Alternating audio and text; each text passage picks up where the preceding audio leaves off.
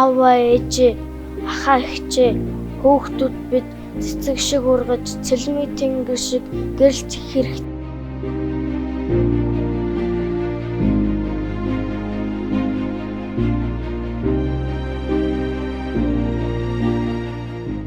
Хүүхдүүд бидэнд өсөж төрнөх эрүүл саруул газар хэрэгтэй байна. Гэртээ ганцаараа хоцрох вэ? Өлсөж цангах вэ? Гадаа хүүтэй орцонд даарах вэ? Хэн нэгэн хүнд дээрлэхүүлэх вэ?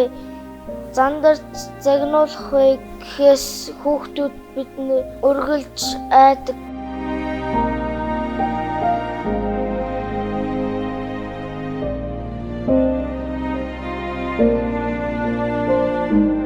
Яг одоо аав ээжтэйгээ хүсэл мөрөөдлийнхээ тухай ярилцмаар байна. Хүчирхийлэлгүй гэр бүл хамгийн их аз жаргалтай.